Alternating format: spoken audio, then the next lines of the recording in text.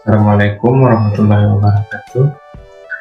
Nama saya Arifin Ilhamuddin dari Fakultas Ekonomi dan Bisnis, Prodi Akuntansi. Di sini saya akan berpresentasi mengenai topik pendapatan dan kemiskinan. Yang pertama yaitu pembahasan mengenai tentang pendapatan. Jenis pendapatan dibagi dua. Yang pertama, pendapatan operasional. Pendapatan operasional yaitu merupakan hasil yang didapat langsung dari kegiatan operasional suatu perusahaan. Nah, pendapatan operasional itu sendiri dibagi menjadi dua bagian, yaitu ada pendapatan faktor dan pendapatan bersih. Yang pertama tentang pendapatan faktor, yaitu pendapatan dari nilai asli dan faktur penjualan sebelum dikurangi faktor returan barang dan potongan penjualan. Yang kedua tentang pendapatan bersih, yaitu pendapatan dari hasil penjualan barang atau jasa setelah dikurangi faktor returan barang dan potongan penjualan. Nah, yang kedua tentang pendapatan non-operasional. Pendapatan non-operasional adalah pendapatan yang otomatis diterima tanpa adanya kegiatan. Nah, pendapatan ini juga dibagi menjadi dua bagian. Nah, yang pertama seperti hasil sewa. Yang kedua bunga. Hasil sewa yaitu pendapatan yang merupakan seperti sewa mobil, rumah kontrakan, dan lain sebagainya. Dan yang kedua bunga, yaitu seperti bunga di bank. Ada kelebihan pembayaran seperti kita melakukan pinjaman ke bank, yaitu tiap bulannya kita pasti dikembalikan lebih sekitar 25%. Terkait dengan kemiskinan, pendapatan sangatlah penting karena menjadi faktor utama dalam menentukan kualitas hidup seseorang atau keluarga. Semakin tinggi pendapatan, semakin besar pula kemungkinan seseorang untuk memenuhi kebutuhan dasar, memperoleh layanan kesehatan yang memadai, mendapatkan pendidikan yang layak, memiliki tempat tinggal yang layak, dan meningkatkan kualitas hidup secara umum. Namun, terdapat fenomena yang disebut dengan kesenjangan pendapatan. Kesenjangan pendapatan adalah perbedaan yang signifikan dalam pendapatan atau gaji yang diterima oleh individu atau kelompok dalam suatu masyarakat. Ini berarti bahwa sebagian kecil populasi memegang mayoritas kekayaan atau pendapatan, sedangkan mayoritas lainnya memiliki proporsi jauh lebih kecil. Nah, di sini ada beberapa faktor yang dapat mempengaruhi kesenjangan pendapatan, yaitu seperti tarif upah minimum yang tidak cukup atau tidak adanya kebijakan proteksi sosial yang memadai. Yang kedua, kurangnya akses ke pendidikan dan pelatihan yang memadai. Yang ketiga, ketidakadilan dalam distribusi kekayaan, dan yang keempat, pekerjaan yang berbeda seperti di sektor publik dan swasta. Nah, yang kedua mengenai tentang kemiskinan.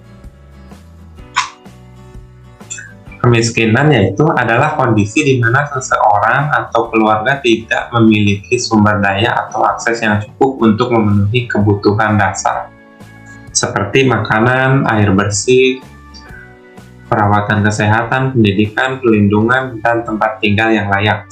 Kemiskinan dapat disebabkan oleh berbagai faktor seperti kurangnya pendidikan, tingkat pengangguran yang tinggi, perbedaan sosial dan ekonomi yang besar, dan ketidakadilan dalam pendistribusian sumber daya dan hasil produksi.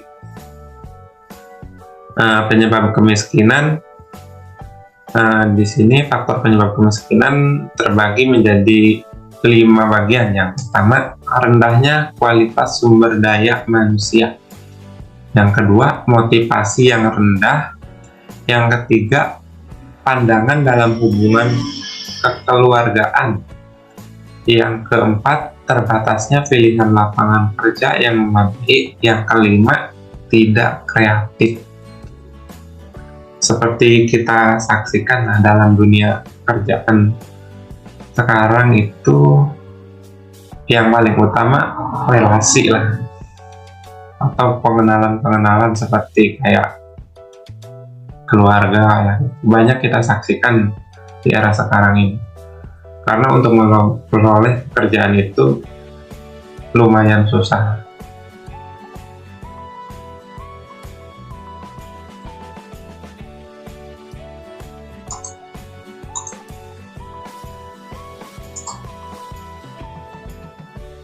Jenis-jenis kemiskinan. Faktor penyebab yang ada mengakibatkan berbagai jenis kemiskinan. Secara umum terdapat 6 jenis kemiskinan, yaitu kemiskinan subjektif. Kemiskinan subjektif merupakan persepsi individu bahwa ia tidak mampu memenuhi kebutuhannya. Individu dengan persepsi seperti ini sebenarnya berkecukupan, hanya saja ia merasa tidak puas dengan pendapatannya. Mungkin bisa kita definisikan ya, bahwa kemiskinan subjektif ini hanya sebagai persepsi dirinya sendiri bahwa sebenarnya dia sudah mampu memenuhi kebutuhan sehari-harinya seperti sandang, pangan, papan. Hanya saja dia merasa selalu kurang atau tidak puas atas penghasilannya. Mungkin seperti itu ya.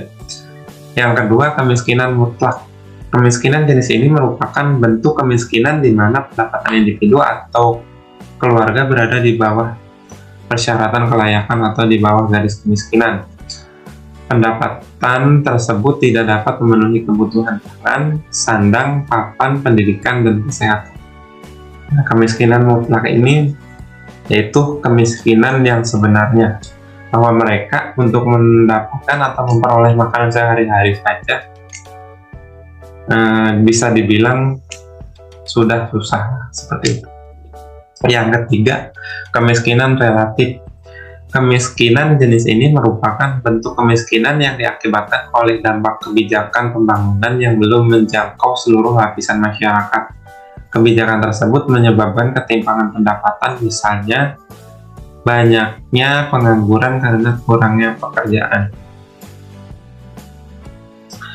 Yang keempat, kemiskinan alamiah. Kemiskinan alamiah adalah kemiskinan yang disebabkan oleh kurangnya sumber daya alam. Hal ini menyebabkan turunnya produktivitas masyarakat. Yang kelima, kemiskinan kultural. Kemiskinan kultural adalah kemiskinan yang dihasilkan dari kebiasaan dan sikap orang-orang dengan budaya santai yang tidak ingin meningkatkan taraf hidup mereka seperti masyarakat modern. Yang keenam, kemiskinan struktural.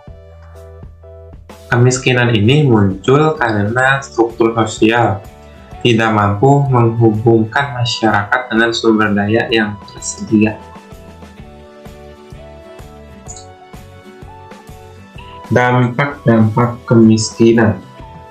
Kemiskinan memiliki dampak yang merugikan, yang bisa berdampak pada siapa saja yang terkena dampaknya. Berikut adalah beberapa dampak kemiskinan. Yang pertama, kualitas hidup yang buruk.